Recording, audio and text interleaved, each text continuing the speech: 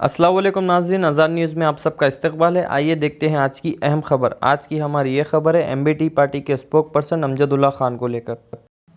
जैसे कि आप सब जानते हैं कि तेलंगाना सेक्रेटरीट में 2 मस्जिदों को शहीद कर दिया गया था हुकूमत की जानिब से, जिसके बाद जॉइंट एक्शन कमेटी की जानिब से चलो सेक्रेटरीट का ऐलान किया गया था। 24 जनवरी को ये सब मिलकर नमाज ज़ोहर अदा करने वाले थे सेक्रेटरीट में, जिसमें काफ़ी मुस्लिम जमातें मिलकर ये एहतजाज कर रहे थे। जिसके बाद अमजदुल्ला खान खालिद वहां पर जाने वाले थे, लेकिन उनको हाउस अरेस्ट कर लिया गया। उनको वहां पर नमाज़ पढ़ने का मौका नहीं मिला। फिर वहीं पर इसके 2 दिन के बाद हुकूमत की जानिब से एक मीटिंग बुलाई गई, जिसमें यह कहा गया कि 26 फरवरी तक इन मस्जिदों की संग बुनियाद रख दी जाएगी।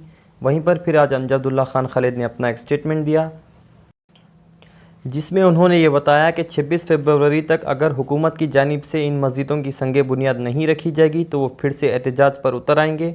आइए हम आपको दिखाते हैं कि अमजदुल्ला खान खालिद सेक्रेटरीट की मस्जिदों के ताल्लुक़ से क्या कुछ कहते हैं। अभी तक आपने हमारे चैनल आज़ाद न्यूज़ को सब्सक्राइब नहीं किया है तो सब्सक्राइब कर ले, ताकि शहर से जुड़ी हर ताज़ा और अहम खबर आप तक पहुँचती रहे। सेक्रेटरीट की मस्जिद के लिए आप लोग आवाज़ उठा रहे थे, जॉइंट एक्शन कमेटी सब मिलकर आप लोगों ने काफ़ी अच्छा एहतजाज किया था। वहाँ पर संगे बुनियाद रखने का सेक्रेटरीट में ऐलान किया गया है, इस बारे में क्या कहना है? देखिए, सबसे बड़ी चीज़ तो यह है कि अल्लाह और उसके हबीब का शुक्र अदा करूंगा मैं कि दोबारा तेलंगाना सेक्रेटेरिएट कॉम्प्लेक्स में दोबारा मस्जिद की काम चालू होने की हुकूमत की तरफ से बात की गई है। ये मसला जो है कि पहले तो आप ये जानिए कि सेक्रेटेरिएट में मसाजिद कब से थे। जो 6th निज़ाम थे, वो निज़ाम ने सेक्रेटेरिएट एक रेवेन्यू डिपार्टमेंट के लिए एक कॉम्प्लेक्स, यानी शहर से दूर एक वहाँ पर बैठकर काम करने के लिए एक सेक्रेटेरिएट का फॉर्म किया था।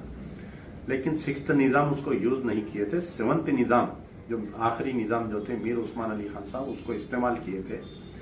इस्तेमाल करते वक्त जब है वहाँ पर एक मस्जिद बनाई थी और एक मंदिर भी बनाई थी। मुस्लिम एम्प्लॉइज़ के लिए मस्जिद और गैर मुस्लिम एम्प्लॉइज़ के लिए एक मंदिर की तामीर की गई थी, क्योंकि मीर उस्मान अली पाशा जो है बहुत ही सेक्युलर बादशाह थे।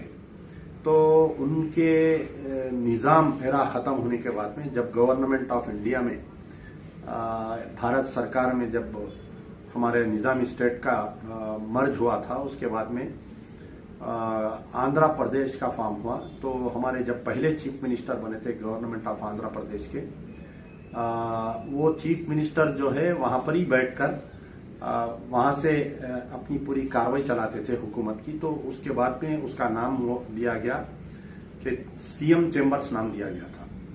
तो हर चीफ मिनिस्टर जो है उसी बिल्डिंग में बैठकर, वो निज़ाम की बिल्डिंग में बैठकर अपनी हुकूमत चलाते थे। अप टू एनटी रामाराव तक भी वहाँ पर बैठते थे। हम भी, हमारे वालिद मरहूम गाजी मिलत अलहाज मोहम्मद अमानुल्लाह खान साहब के साथ में हम जाया करते थे। तो एनटी रामाराव जब सीएम बनने के बाद में, जब Chandrababu Naidu first time CM बने थे, तो उनको पुरानी बिल्डिंग पसंद नहीं आ रही थी। तो सेक्रेटेरिएट कॉम्प्लेक्स को एक्सटेंशन करने की बात की गई। ऑलरेडी उसमें 6 डिपार्टमेंट थे सी ब्लॉक नाम के, इसको एक्सटेंशन करें। जब इसको सेक्रेटेरिएट को एक्सटेंशन कर रहे थे तो वहां पर बाजू की एक बस्ती थी, वो बस्ती को हटाकर उनको कहीं नंदावनम प्रोजेक्ट में घर मकाने दिए। लेकिन उस बस्ती की जो जमीन थी उसको सेक्रेटेरिएट में दिए। तो दूसरी मस्जिद उसके अंदर आई। तो पहले जो मस्जिद थी वो मस्जिद मोहम्मदिया दफातिर, यानी जो मुस्लिम एम्प्लॉइज काम करते हैं उनके पढ़ने के लिए पहली मस्जिद थी। दूसरी मस्जिद जो थी मस्जिद हाशमी, जो बिल्कुल ही secretariat C block, Chandrababu Naidu जो सीएम थे सी ब्लॉक में बैठते थे। चंद्रबाबू नायडू के बाद में जो है और मजीद 2-3 सीएम्स आए, अप टू राजशेखर रेड्डी, रोशैया और किरण कुमार रेड्डी भी वो सी ब्लॉक में रहे। लेकिन जब से केसीआर साहब सीएम बने, तेलंगाना अलग हुआ, तो तेलंगाना गवर्नमेंट को ये सेक्रेटेरिएट आया हमारा। पहले तो दोनों स्टेट्स को आधा दिए, उसके बाद में जो है जब गवर्नमेंट ऑफ आंध्र प्रदेश अपना सेक्रेटेरिएट बना ली तो ये पूरे 12 बिल्डिंग्स सेक्रेटेरिएट कॉम्प्लेक्स के गवर्नमेंट ऑफ तेलंगाना को दे दिया गया।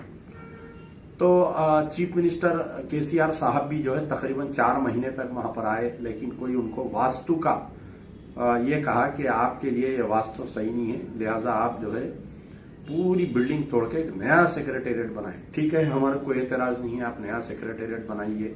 हम भी चाहते हैं कि तेलंगाना का सेक्रेटेरिएट जो है पूरे स्टेट से सबसे खूबसूरत रहे, लेकिन ये वेस्टेज ऑफ फंड्स हुआ।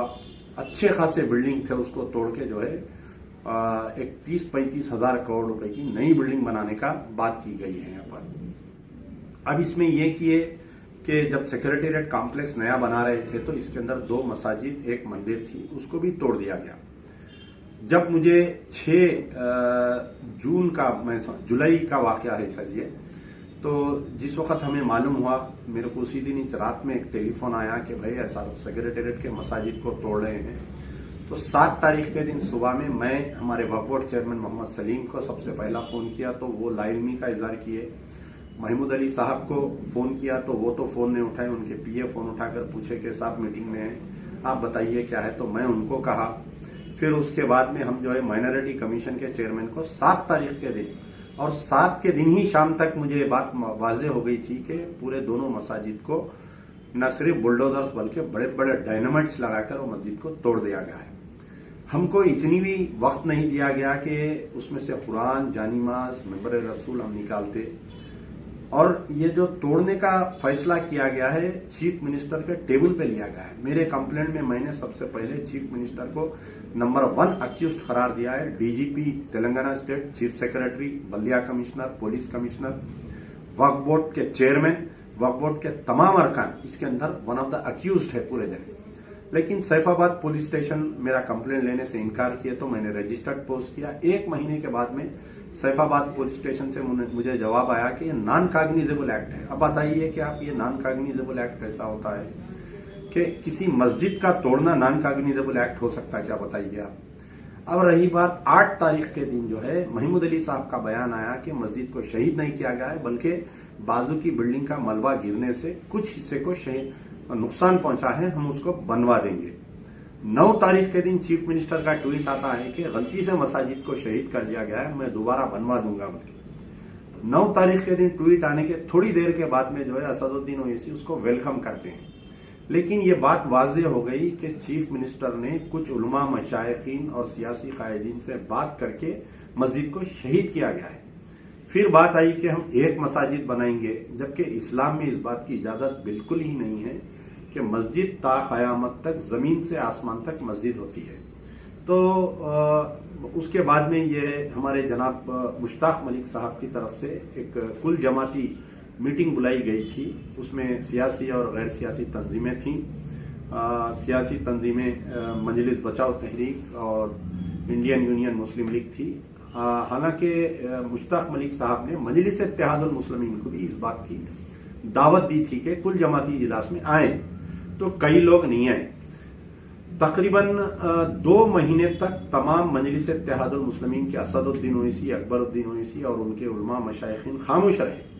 जब इस सिग्नेचर कैंपेन चलाया गया, एजिटेशन स्टार्ट हुआ, फ्लैश स्ट्राइक होने लगी, तो जाकर जो है अचानक से असेंबली से करीब में बल्दिया इलेक्शन कैसा मुंह पर आ रहा था, तो चीफ मिनिस्टर से जाकर असदुद्दीन ओवैसी और मुस्लिम यूनाइटेड फ्रंट के हमारे रहीमुद्दीन अंसारी और कुछ उलमा मशाइखीन जिसमें जमात इस्लामी भी शिरकत थी, जाकर मिले।